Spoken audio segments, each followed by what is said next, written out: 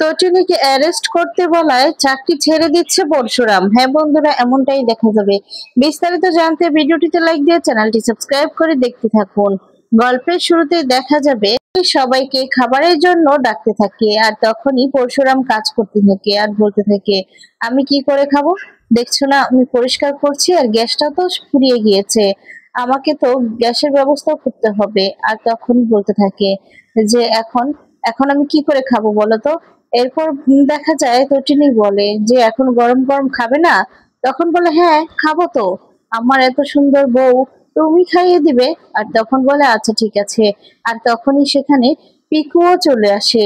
তখন এই সমস্ত দেখে খুব খুশি হয়ে যায় আর বলতে থাকে, আমিও না আমার বরকে খাইয়ে দিব, জানো তো, আমিও আমার বরকে খাইয়ে দিব, আমার বরকে বলবো হ্যাঁ গো, নেও গো, দেও গো, এই সমস্ত আমিও বলবো। আর তখনই হাসতে থাকে আর বলে হ্যাঁ, তুই তোর বরকে খাইয়ে দিস, ঠিক আছে, বেশি পাকা নেকামো, তাই না? আর তখনই দেখা যাবে লাড্ডু চলে আসে।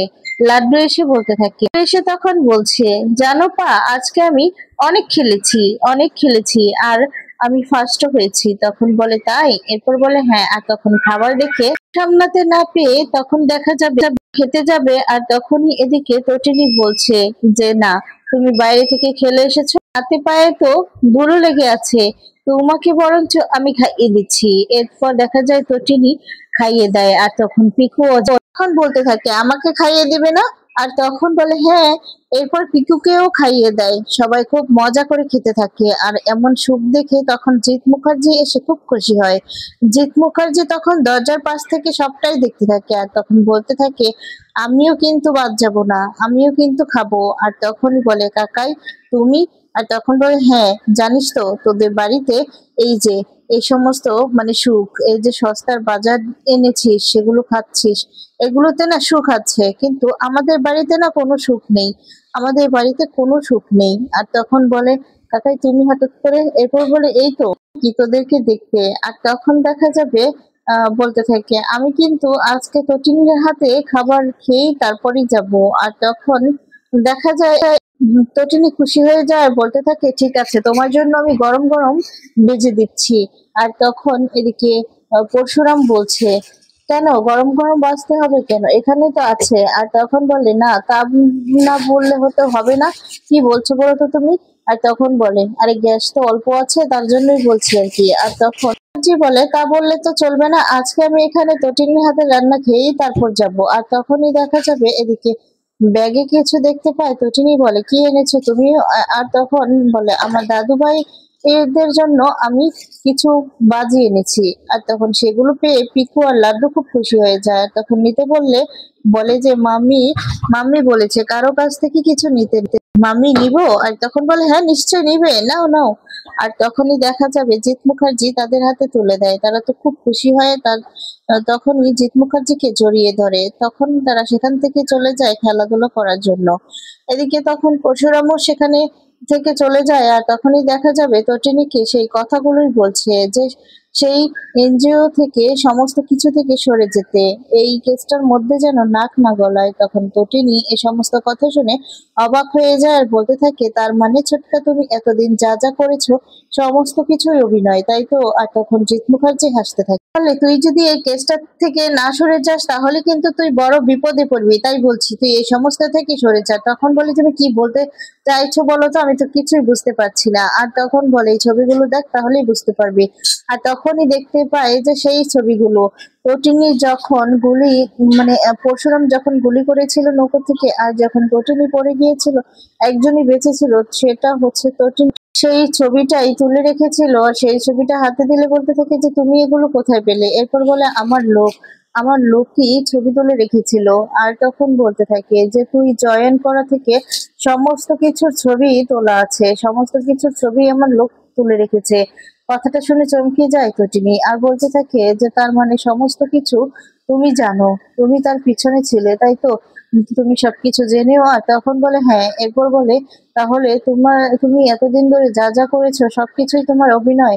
এরপর বলে ধরতে পারিস সেটাই, কিন্তু আমি আমি তোর সাথে যদি এভাবে অভিনয় না করি তাহলে তো তুই কিছুতেই গলবি না, তোকে আমি বলছি তুই কিন্তু এই কেসের মধ্যে ডুববি না, তাহলে তুই বরং ফেঁসে যাবি, বুঝতে পেরেছিস? নিজেকে সরিয়ে নে।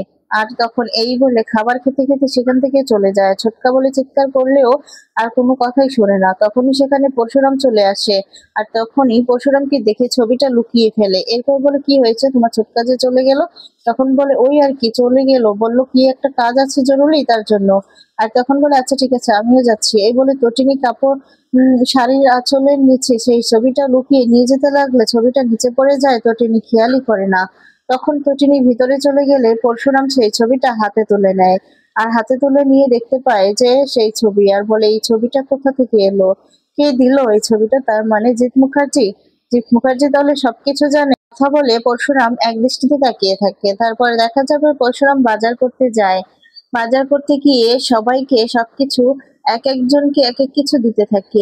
কারো কাছ থেকে সবজি নিতে থাকে, কারো কাছ থেকে মাছ নিতে থাকে, কারো কাছ থেকে আরো অনেক কিছুই বাজার নিতে থাকে। সেই মুহূর্তে শীতল ফোন করে আর তখন বলতে থাকে, আমাকে একটা জিনিস দিবে, আমি তোমার কাছে আরেকটা জিনিস চাইবো, আমাকে তোমার দিতে হবে। তখন বলে, কি? আচ্ছা, তোমার চাওয়ার কি শেষ হবে না? তোমার কি চাই বলো তো, বলো তো কি চাই? আর তখন বলতে থাকে, ও কেন, তুমি কি ভয় পাচ্ছো? হ্যাঁ, তুমি তো 2 পয়সা চাকরি করো তাই ভয় পাচ্ছো, তাই না?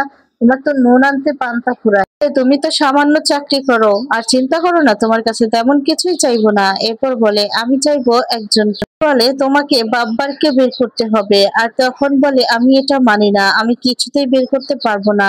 আর তখন বলে, না, তোমাকে আমার এই শর্ত মানতেই হবে আর বাব্বারকেও বের করতে হবে, তাছাড়া কিন্তু আমি কিছুই বলবো না, মুখ খুলবো না। তখন বারবার করে ব্ল্যাকমেল করতে থাকে পরশুরামকে। আর তখন পরশুরাম বাধ্য হয়ে রাজি হয়ে যায়। পরশুরাম তখন বলে, আচ্ছা ঠিক আছে, আমি বাব্বারকে বের করব আমি। এদিকে শীতল খুশি হয়ে যায়। শীতল বলে, হ্যাঁ, তুমি বের করো, বাব্বারকে বের করো, এরপর তুমি যা চাইবে তাই হবে। আর তারপর দেখা যাবে এই সমস্ত বলতে থাকে আর খুব রাগ করতে থাকে। আর তখন এদিকে পরশুরাম বাধ্য হয়ে রাজি হয়। পরশুরামের অন্য একটা প্ল্যান, আর সেই প্ল্যানে অনুযায়ী পরশুরাম রাজি হয়। আর তারপর দেখা যাবে কথাবার্তা শেষ হলে ফোনটা রেখে দেয়। যে হ্যাঁ, আমি বাব্বারকে বের করব, চিন্তা করো না, বাব্বার ঠিক বের হবে। তারপরে দেখা যাবে আবার ফোন করে বলরামকে। বলরামকে ফোন করে তখন বলতে থাকে, তুই একটা কাজ কর। আর তখন বলে, কি কাজ? এরপর বলে, বিয়ের দিন রাতে 1 ঘন্টার জন্য বাব্বারকে বের করার পারমিশন নে স্যারের কাছ থেকে। আর তখন কথাটা শুনে বলরাম বলে, কি বলছিস কি তুই, কেন? আর তখন বলে, যা বলছি তাই কর। তখন সমস্তটা খুলে বলে। তখন বলে, আচ্ছা ঠিক আছে, আমি দেখছি। আর তখন বলে যে, কিন্তু রিস্ক হয়ে যাবে না তো? এরপর বলে যে, না, তুই চিন্তা করিস না, 1 ঘন্টার জন্য ব্যবস্থা কর, আমি দেখবো পুরোটা। আর তারপরে দেখা যাবে এদিকে বাজার নেওয়ার জন্য ডাকতে থাকে। আর তখন এই যে, তোমরা বাজারগুলো বড়, আমি আসছি। অন্যদিকে দেখা যাবে শীতল।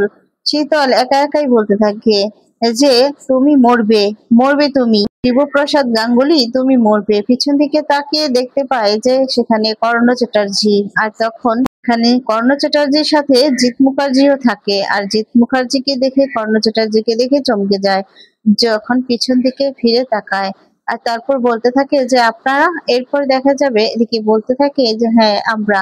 আচ্ছা, তুমি বলো তো পরশুরামটাকে। এরপর বলে, আমি বলবো না, আমি ঠিক সময় মতো বলবো। আর তখন কথাগুলোই বলে যে, আমি বিয়ে করব। আর তখন বলতে থাকে, বিয়ের দিন আসবে, আসবে, শিবপ্রসাদ গাঙ্গুলি আসবে বিয়ে করতে। আর তারপর দেখা যায় এই সমস্ত কথা শুনে অবাক হয়ে যায়। আর তখনই সেখানে কাবির চলে আসে। কাবির তখন এসে বলতে থাকে, আসবে না, শিবপ্রসাদ গাঙ্গুলি আসবে না। তখন বলে, মানেটা কি?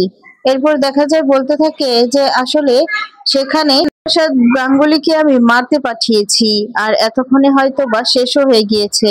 আর তখন এদিকে দেখা যাবে পরশুরামটাকে বলতে যাবে, তখনই বলতে চায় না। আর তখন এদিকে চ্যাটার্জি বলছে, তুমি তো বিয়ে করতে পারবে না, কারণ জানো তো পরশুরাম আটকাবে, পরশুরাম বাধা দেবে। আর তখনই হেসে দেয় শীতল। আর বলতে থাকে, পরশুরাম বাধা দিবে, আটকাবে, কিছুই করতে পারবে না পরশুরাম, কারণ পরশুরামটাই তো হচ্ছে। আর তখন বলে, কি কি পরশুরামটা, কে পরশুরাম, বলো কে? আর তখনই বলতে যাবে, এরপর বলে যে, না থাক, এই কথাটা বরঞ্চ তোলা থাক। আর তখন বলে, মানে? এরপর বলে, হ্যাঁ, আমি তো এখান থেকে শিবপ্রসাদকে বিয়ে করার দিন সেদিনই তো শিবপ্রসাদকে মারবো। আর তারপর সেখান থেকে আমি সোজা লন্ডনে চলে যাব। আর সেখানেই না হয় আপনাদের সাথে আমার সাথে দেখা হবে। আর দেখা হলে সেখানেই একদিন কফি খেতে খেতে আমি বলবো যে পরশুরামটাকে এই জিনিসটা তোলা থাক, তখন আর বলে না। আর তখনই দেখা যায় বলতে থাকে যে আমার বিয়ের দিন ঠিক চলে আসবে। আর তারপর কাবির বলে না, আসবে না, আমি মারার জন্য লোক পাঠিয়েছি, এতক্ষণে হয়তোবা শেষ হয়ে গিয়েছে। আর এদিকে দেখা যাবে পরশুরাম সমস্ত বাজার করা শেষ। আর তখনই দেখতে পায় কিছু গুন্ডা, আর তখন গুন্ডারা এগিয়ে গেলে পরশুরাম বুঝতে পারে। পরশুরাম তখন ইচ্ছে মতো তাদেরকে মারধর শুরু করে দেয়। মারধর শুরু করলে তখন এদিকে একটা মাছওয়ালা সে সে এই সমস্ত ভিডিও রেকর্ড করে রাখে টটিনিকে দেখাবে বলে। আর তারপর দেখা যাবে পরশুরাম তো এদিকে ইচ্ছে মতো মারধর করে তাদেরকে একদম মাটিতে শুইয়ে দেয়। আর সেই লোকটার ভিডিওটাও থামছে না, ভিডিওটা করে রাখে যাতে করে তটিনীকে পাঠাতে পারে। আসলে পরশুরাম যে শিব প্রসাদ গাঙ্গুলি সেটা যেন বলতে পারে। আর তারপর দেখা যায় যে ওটা বাড়িতে তটিনীর কাছে পাঠিয়ে দেয়। আর তখনই তটিনী বলে যে লাড্ডু দেখতো কে মেসেজ দিল। আর তখনই দেখা যায় মেসেজ দেখতে পায় লাড্ডু। লাড্ডু তখন দেখতে পায় যে সেই এসএমএসটা একজন পাঠিয়েছে আর সেখানে শিবপ্রসাদ মারধর করছে। তখন তো লাড্ডু চমকে যায়, কারণ লাড্ডু তো জানে সে পরশুরাম আর কেউ নয়, লাড্ডুর বাবাই হচ্ছে পরশুরাম। এদিকে দেখা যাবে স্পেশাল ব্রাঞ্চের বড় অফিসার বলছে যে তোমাকে তটিনীকে গ্রেফতার করতে হবে। আর তখন এই কথা বলায় অবাক হয়ে যায় পরশুরাম। পরশুরাম তখন বলে আমি তটিনীকে গ্রেফতার করতে পারবো না। আর তখন বলে আচ্ছা ঠিক আছে, তোমাকে দিয়ে কাজ হবে না। আচ্ছা বলরাম, তুমি একটা কাজ করো তো, সৌরভকে তুমি বলো তটিনীকে ধরে আনতে, তটিনীকে গ্রেফতার করে আনতে, আর যা যা করার দরকার সমস্ত কিছু করে মুখ খোলার চেষ্টা করো। আর তখন এ কথা শুনে অবাক হয়ে যায় পরশুরাম। পরশুরাম তখন বোনকে যদি গ্রেফতার করা হয় তাহলে আমি এই চাকরিটা করব না, আমি আমি রিজাইন দিয়ে দিব। তখন এই কথা শুনে অবাক হয়ে যায় আর বলে কি বলছো, মানেটা কি? আর তখন বলে হ্যাঁ, আমি তটিনীকে খুব ভালোবাসি, আমার স্ত্রীকে যদি গ্রেফতার করা হয় তাহলে আমি এই চাকরি করব না, আমি চাকরিটা ছেড়ে দেব। কথাটা শুনে চমকে যায় স্পেশাল ব্রাঞ্চের